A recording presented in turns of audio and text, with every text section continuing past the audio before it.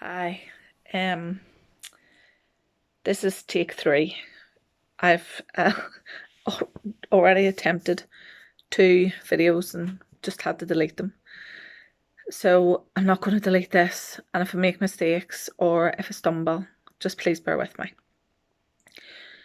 As the majority of you know, I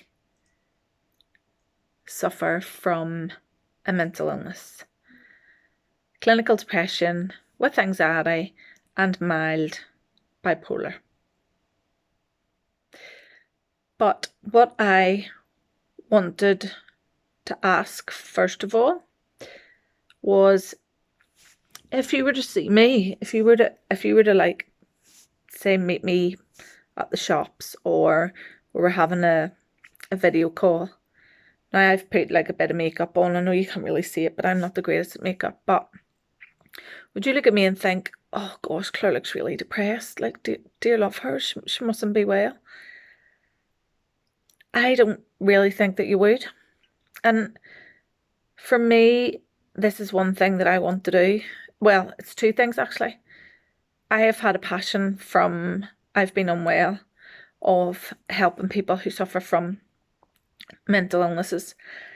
I have always wanted to be like an advocate for mental illness, and I did that for a while, a couple of years ago, but unfortunately it just didn't work out and I had to leave the role. But I also want to change people's perception of what a person looks like with depression and anxiety and bipolar and other illnesses, personality disorder, OCD, different things. Because I know before I was diagnosed, if I'd have seen me, and please, I'm not blowing up, but if I'd have seen me walking, like say, just down the hill, and there was a girl beside me who maybe just looked a bit rugged and tired and whatever, and somebody said, could you tell me between the two who has the clinical depression? I probably would pick the girl who looks tired and whatever else. And that is so wrong. And that is why, for me, people need to get together to help change how people react towards mental health.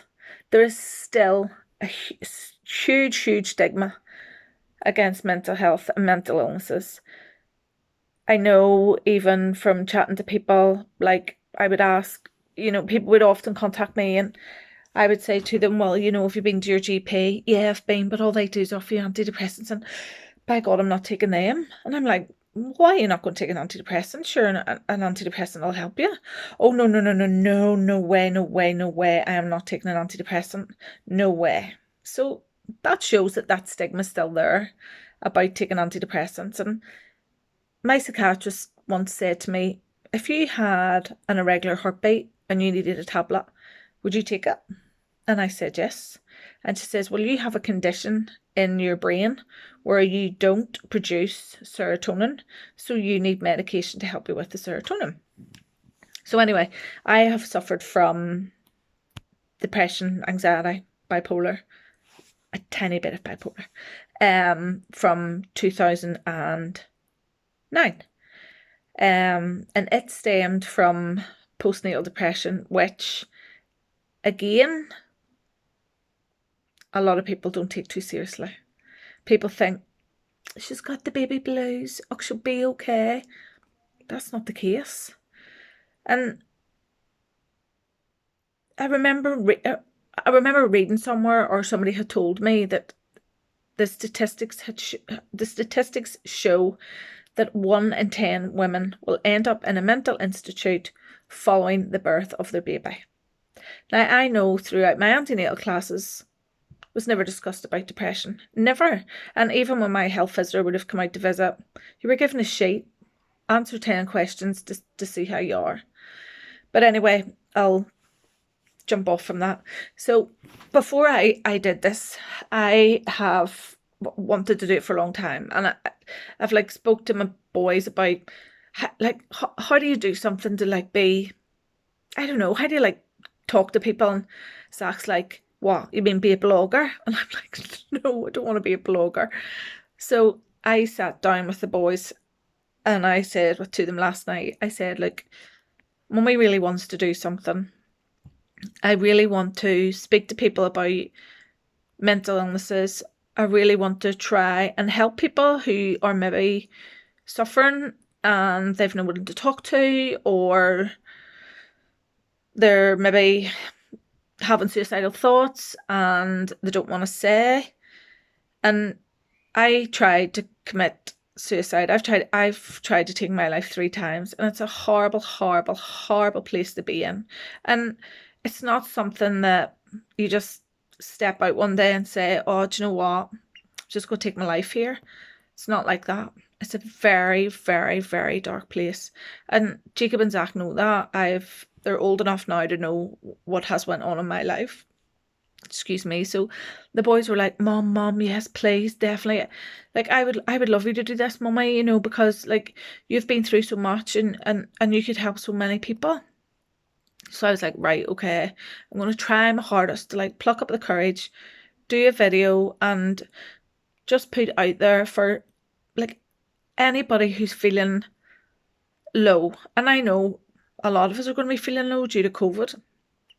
The fact that our lives have been totally turned around in, you know, from March. So we're literally 10 months into, you might as well say the lockdown, because whenever lockdown's lifted, it's no sooner lifted than you're back into it again. But what I also wanted to say was, sorry, oh look, there we go, there's another mascara. I'm off work at the minute. I'm not well. I took unwell again just before Christmas, and then I had COVID, and the COVID was fine. The isolating was horrendous. And it gave me time to think about somebody that's maybe on their own. Somebody maybe doesn't have anybody to talk to. Somebody that's maybe really low and doesn't want to reach out. And I thought, I really want to do something because I just want to help. I just want to help people who are suffering from depression. So I thought I'll come upstairs and I'll just put a bit of makeup on. You can't even see, like I'm crap at makeup, but you can't even see that it's on.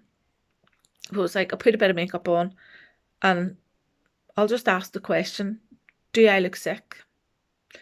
Maybe some of you think I do, but you know, do I look like I've been off work for 4 weeks and I returned to work on Tuesday and had to come back out again because my anxiety was just soaring.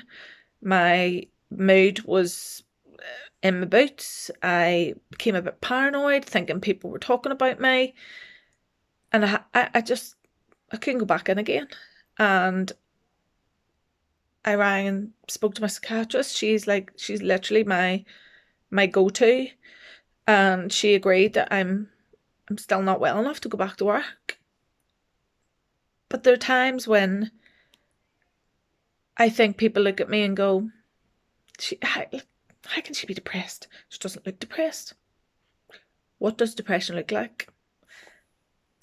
This is what depression looks like. And you nearly feel that if you do get up and do your hair and put your clothes on and go for a walk, or maybe you and your partner, say Simon and I went for a glass of wine or something, or a coffee, and somebody sees me out of work, I'm thinking, they're going to be saying to themselves, she's not depressed. But that's the reality of mental illness. You can't see it. And because you can't see it, it's hard to believe it at times. And I know even like people would say, oh, there's that mad person, or there's that Looney Tune, or, you know, oh, see her, she's freaking mad, she has bipolar. And I'm thinking, oh, right, okay, well, why is she mad? Because she has bipolar. I'm thinking, you're clearly not educated enough to know that that's not it's not a bad thing. It's not doesn't make you a bad person. You have an illness. I also remember a time before whenever I was doing my peer educators, I was working in the clozapine clinic, and that's a clinic for people with schizophrenia. And I remember actually speaking to a consultant in work about it, and he said to me, "No, no, no, no, no, no, no, no, no. You do not want to be working with people with schizophrenia." And I said, "Why?" And he said, "Oh, you're putting yourself in danger." I said, "I find that very hard to believe, and I think that's very sad and very poor of you to think that way." I said, "We're all human. We are all human. Our brains are all wired a different way, but people with a mental illness, theirs are just wired a wee bit different, And if it wasn't for my medication, like I take lithium, which is a mood stabilizer. It's given to people with bipolar. I take Seroquel, which is an antipsychotic, but it's used in conjunction with an antidepressant to boost the antidepressant. So I'm on 225 milligrams of an antidepressant, and it doesn't hold me. So it doesn't keep my depression kind of level. So I need the lithium plus the antipsychotic just to keep me leveled out. And I know everybody's different in how they're treated.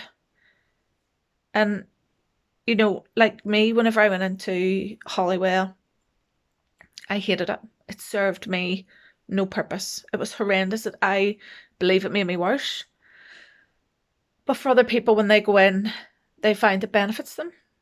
It's like the electroconvulsive therapy. The first time I had it, I felt it worked, but I still wasn't 100%. And then the second time was, the first time I went in was 2010, and then the second time I went in was 2014, and I had ECT as an outpatient, but it made me very sick in the fact that it made me manic, and that's where they kind of got the diagnosis of the mild bipolar. But I honestly thought I was invincible. I thought, oh, I could rule the world here. And it's bizarre how your mind thinks. And then I literally plummeted. And that was I had that in the June. The July I was okay, and then the August I took an overdose. And was on life support. And it was a very, very hard time for me and my family. Horrendous. And I still get like really bad like flashbacks of it, but not of the suicide, but of the fact that my parents had to watch that. But again, I've had to accept I wasn't well. So with the antidepressants, I've been on a number of antidepressants, and it's really just finding the right antidepressant or the right therapy that works for you. I've had CBT, didn't work for me. I've done psychology twice, didn't really work for me.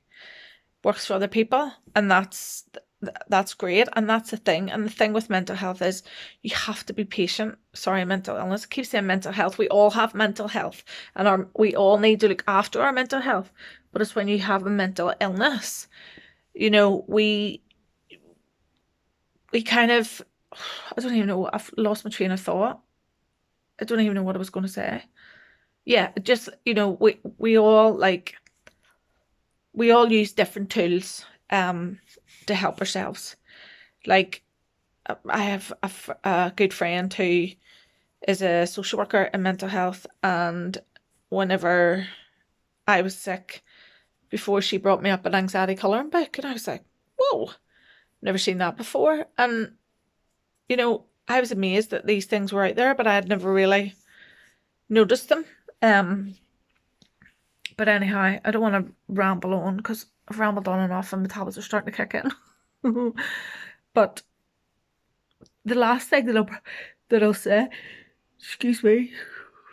In fact, there's two things I want to say, but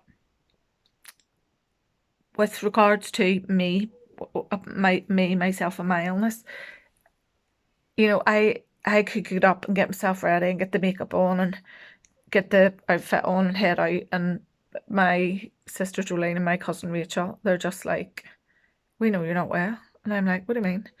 They're like, we can tell in your eyes. My eyes just like give it away. And I know at times too, when I look at my eyes, I'm like, oof, there's that old depressed look. But what did I want to end with? Oh yes, sorry. So the reason why I've done this is because I really want to reach out to people. Excuse me. And I really would love to change people's opinions of mental illnesses. I am more than happy to speak to anybody that is feeling suicidal, because I have been there and I know what it's like. And for people to say it's selfish, that's so far from the truth. Again, before I took ill, I knew someone who took their life, and I was like, that is so selfish. That's horrible. How can people do that? But when that happens, when you are in that mindset, you don't think of anybody. You don't think of your family. You don't think of your kids. I have two gorgeous boys, a beautiful sister, a beautiful cousin, amazing mum and dad, a brilliant friend group, a really good support network around me. But you don't think of that. All you're thinking of is, I need to get away from this torture, this torment. You're just tormented. Your brain just does not get a minute. Excuse me. So if you know anybody who would like to chat, or who are suffering, just share this with them, and they can happily send me a message. I'm happy to have a chat. Or if anybody knows of a way that I could actually do something, like I could reach out, because like even like the thoughts that I had at times, that were wanting to like harm my children, and I think that women need to know that if you having those thoughts, it's okay. It's okay. It's normal after you have a baby that your mind can start thinking erratically. But anyhow, that's enough from me. So I just hope everybody stays safe, and I hope you get through the rest of this lockdown. And my favourite quote is, in a world where we can be anything, just be kind. Because the person that you could smile to or say hello to, you might be the only person that they speak to all day. Anyway, take care and thank you. And I really hope everyone stays safe. Bye.